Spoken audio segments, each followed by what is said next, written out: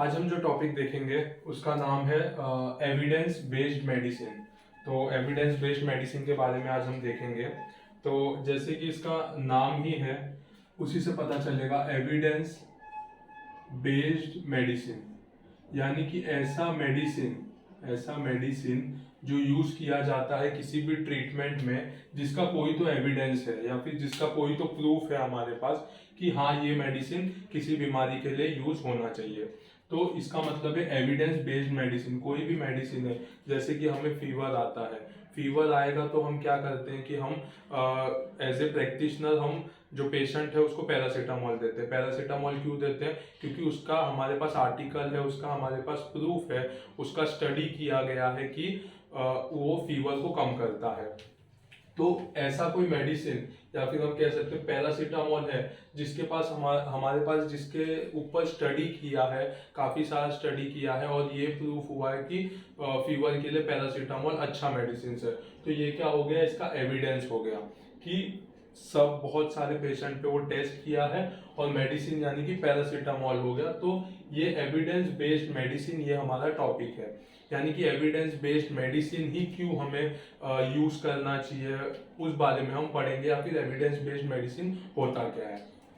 तो सबसे पहले कि एविडेंस बेस्ड मेडिसिन जो नाम है ये कॉइन किया था या फिर ये बताया गया था जो डॉक्टर्स थे, मैकमास्टर यूनिवर्सिटी मेडिकल कॉलेज जो है वहाँ के जो डॉक्टर्स ने सबसे पहली बार 1980 में ये टर्म बताया गया था या फिर ये टर्म वो लोग ने डिफाइन किया था।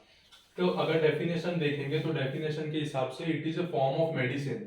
It is a form of medicine, ये एक तरह का मेडिसिन है that aim to optimise decision making by emphasising use of evidence from well designed and conducted research. अच्छे से वेल डिजाइंड और कंडक्टेड रिसर्च ये होने के बाद हमारे पास जो प्रूफ आता है, जो एविडेंस आता है, उसके बेस पे इस मेडिसिन का यूज करना वो कहलाता है एविडेंस बेस्ड मेडिसिन। तो it is a form of medicine that aim to optimise decision making by emphasising use of evidence. मतलब किसी बीमारी में हमें कौन सा मेडिसिन देना चाहिए, जैसे कि मैंने एग्जांपल में बताया कि अगर फीवर है, अगर पेशेंट हमारे पास आया उसको फीवर है और हमारे पास आर्टिकल है यहाँ पे कि फीवर के लिए पैरासीटामोल जो है वो काफ़ी ज़्यादा यूजफुल है, इस पे रैंडमाइज्ड क्लिनिकल स्टडी किया गया है और ये प्रूव किया गया है कि पीसीएम जो है वो फीवर के लिए इफेक्टिव है। तो ये क्या हुआ है, ये वेल डिजाइंड और कंडक्टेड रिसर्च हुआ है, रैंडमाइज्ड क्लिनिकल ट्रायल जो हुआ है वो अच्छे से स्टडी हुआ है और इसके ऊपर से हमें एविडेंस आया है कि पीसीएम जो है वो फीवर को कम करता है। और जब भी हमारे पास पेशेंट आता है तो हम अपने डिसीजन से हम इस एविडेंस के बेस पे हम जो डिसाइड कर देते हैं, हम जो डिसीजन लेते हैं कि नहीं पीसीएम फीवर में देना चाहिए, तो इस मेडिसिन को जो हम कहते हैं वो एविडेंस बेस्ड मेडिसिन कहते हैं। क्या कहते हैं? Evidence based medicine. तो it is a form of medicine that aim to optimise decision making, जिसकी मदद से हम डिसीजन ले सके by emphasising use of evidence, यानी कि जो प्रूफ है उसके बेसिस पे हम डिसीजन लेके वो मेडिसिन का यूज किसी स्पेसिफिक बीमारी में यूज कर सके from well designed and conducted study, जो प्रूफ हमें मिला होगा सिस्टमेटिक स्टडी के पास से। तो मेन जो एविडेंस बेस्ड मेडिसिन है उसके ऑब्जेक्टिव्स क्या क्या होते हैं? तो सबसे पहला ऑब्जेक्टिव होता है टू रिकॉग्नाइज इंफॉर्मेशन नीडेड, दूसरा to identify best existing evidence to help resolve problem, और to integrate evidence in medical plan. तो ऑब्जेक्टिव्स क्या होता है? सबसे पहले तो रिकॉग्नाइज करना कि कौन से चीज के लिए, मतलब कौन से बीमारी के लिए हमें मेडिसिन चाहिए। जैसे अभी अगर सिचुएशन में देखें तो हमें कोविड-19 के लिए कोई तो दवा चाहिए। तो सबसे पहला काम क्या होता है? To recognise information needed. सबसे पहले कि कोविड-19 के लिए हमें कोई तो मेडिसिन चाहिए, ये हमारा मोटो होगा। दूसरा, identify best existing evidence to help resolve problem.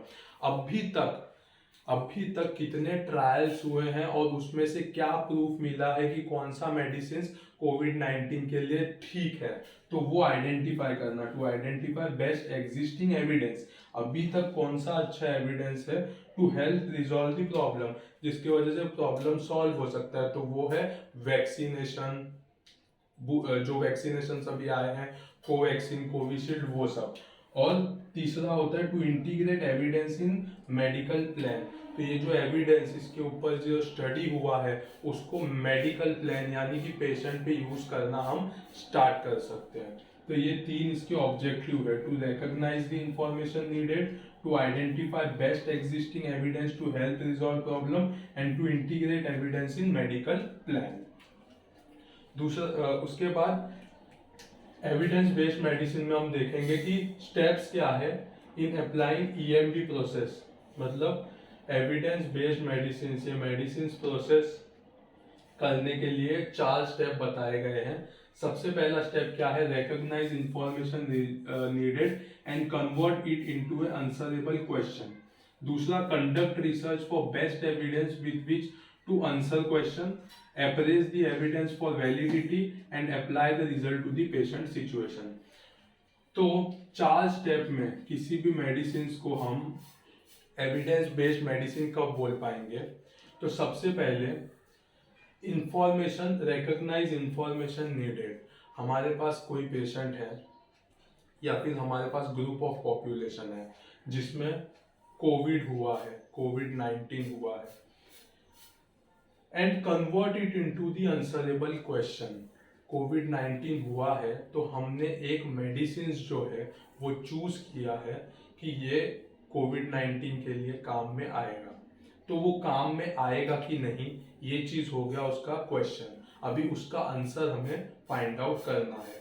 ये क्या, थियोरेटिकल स्टडीज जितने भी होते हैं, मॉलिक्यूलर स्टडीज होते हैं, उससे हमें पता चलता है कि ये कोविड-19 का जो वायरस है उसको किल करेगा, लेकिन फिर भी एक क्वेश्चन आता है कि ये किल कर पाएगा कि नहीं प्रैक्टिकल में, तो ये क्वेश्चन है, इसका आंसर हमें जानना है। ये हो गया पहला स्टेप। दूसरा, conduct research for the best evidence with which to answer the question. दूसरा स्टेप क्या है कि हमें सबसे अच्छा एविडेंस, सबसे अच्छा प्रूफ निकालना है, तो हम क्या करेंगे कि रिसर्च ट्रायल करेंगे, ग्रुप ऑफ पीपल्स को जमा करेंगे, उनके ऊपर वो मेडिसिन देंगे और फिर उस पे से हमें ये आंसर मिलेगा कि वो मेडिसिन कोविड-19 के लिए सही है या नहीं है। ये क्या आंसर का क्वेश्चन मिलेगा। तीसरा, apprise the evidence for validity and usefulness. अभी पता तो चल गया कि कोविड-19 के लिए एक अमुक जो मॉलिक्यूल है वो काफ़ी अच्छा हेल्पफुल है, लेकिन फिर भी उसका रिसर्च किया जाता है कि वो कितने टाइम के लिए वैलिडिटी है, कितने दिन में उसका असर आएगा, किन किन लोगों पे यूजफुल है, ऐसा करके काफ़ी सारे प्रोटोकॉल्स होते हैं या फिर काफ़ी सारे स्टेप्स होते हैं जिसमें हमें देखना पड़ता है कि कितने वेट में कितना डोज देना चाहिए, कितने दिन तक देना चाहिए, उसकी वैलिडिटी कब तक रहेगी, उससे साइड इफेक्ट क्या आएगा, यूजफुलनेस क्या आएगा, तो ये सब चीज़ के बारे में पता करना। Appraise the evidence for validity and usefulness. और last, apply the result to the patient situation, यानी कि अगर हमने एक ग्रुप ऑफ पीपल में या एक थियोरेटिकल स्टडी कर लिया है तो उसके बाद एक ग्रुप ऑफ पेशेंट में हमें उसे अप्लाई करके और उसका रिजल्ट हमें पता होना चाहिए, और जब वो रिजल्ट आ जाएगा तो हम उसे कहेंगे एविडेंस बेस्ड मेडिसिन, भले वो सही हो या नहीं हो। हमने जो मॉलिक्यूल यूज किया है वो अगर सही भी होगा तो भी हम एविडेंस बेस्ड मेडिसिन बोलेंगे, अगर सही नहीं भी होगा तो भी हमें ये तो पता चलेगा कि उसका हमारे पास एविडेंस है कि वो चीज कोविड-19 में यूज नहीं होता है, ऐसा करके। तो ये 4 स्टेप है जिससे हम ईएमबी में, एविडेंस बेस्ड मेडिसिन में अप्लाई कर सकते हैं। सबसे पहले recognise information needed and convert it into answerable question. Conduct research, उसके ऊपर रिसर्च करो to find the answer of the question. फिर अप्रेज द एविडेंस, एविडेंस के बारे में और स्टडी करो कि उसकी वैलिडिटी और यूजफुलनेस क्या है, और लास्ट उसको अप्लाई करो पेशेंट सिचुएशन पे। Last point evidence based medicine का है मेरिट। इसके यूजेस क्या क्या है, तो इट मिनिमाइजेस द एरर, यानी कि अगर हमारे पास एविडेंस है तो हमारे से गलती होने का चांसेस काफ़ी कम होगा, हमारे पास प्रूफ है तो गलती होने का चांसेस काफ़ी ज़्यादा कम होगा। दूसरा, reduce the cost of treatment. अगर किसी बीमारी का, जैसे कि हमारे पास अगर फीवर है, फीवर के पास हमारे पास कोई भी मेडिसिन नहीं होता, तो हम हर एक मेडिसिन एक एक करके ट्राई करते, तो ट्रीटमेंट जो होता था, कॉस्ट ऑफ ट्रीटमेंट वो बढ़ जाता था। लेकिन जब हमें डायरेक्ट पता है कि नहीं, फीवर को कम करने के लिए पीसीएम लेना चाहिए, पैरासीटामोल लेना चाहिए, तो डायरेक्ट हम वही ट्रीटमेंट पे जाएंगे, तो उसका कॉस्ट कैसा होगा, कम हो जाएगा। कॉस्ट वो दूसरे तरीके से जहाँ बढ़ सकता था, तो ये तरीके से जब एविडेंस होगा तो उसका जो ट्रीटमेंट का कॉस्ट होगा वो काफी ज्यादा कम होगा। तीसरा, provide framework for making complex decision.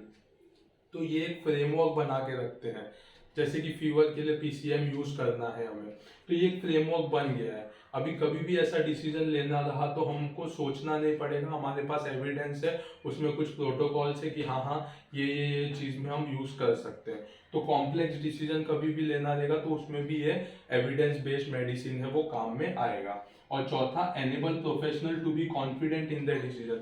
ये मेडिसिन देने के बाद, एविडेंस बेस्ड मेडिसिन देने के बाद हमें कॉन्फिडेंट रहेगा नहीं कि इतने सारे लोगों में यूज किया गया है, तो ये अमुक बीमारी में या इस बीमारी में ये उसको यूजफुल रहेगा। तो एक मेडिकल प्रोफेशनल या फिर एक डॉक्टर्स को इस बारे में कॉन्फिडेंट रहेगा कि नहीं, मेरा जो डिसीजन लिया है वो सही है, क्योंकि आज तक भी ऐसा काफी सारा एविडेंस हमें मिल गया है जिसमें ये ड्रग जो है वो ये डिजीज को ट्रीट करता है। तो इस तरह से हमें एविडेंस बेस्ड मेडिसिन के बारे में पता होना जरूरी है। सबसे पहला चीज कि वो कॉइन किया गया मैकमास्टर यूनिवर्सिटी मेडिकल स्कूल में 1980 में। ये उसके डेफिनेशन है, it is a form of medicine that aims to optimise decision making by emphasising use of evidence from well designed and conducted research, objective to recognize information needed to identify best existing evidence or to integrate evidence in medical plan. Steps involved में क्या क्या आएगा, recognize information needed and convert it into answerable question, conduct research for best evidence जिसकी वजह से हमें answer मिले question का, appraise the evidence for validity and usefulness और apply the result to patient situation. Merits में आएगा minimize the error, cost कम होगा, provide framework for making complex decision, और जो प्रोफेशनल्स रहते हैं to be confident in the decision. तो ये चीज इतना हमें एविडेंस बेस्ड मेडिसिन के बारे में पता होना जरूरी है।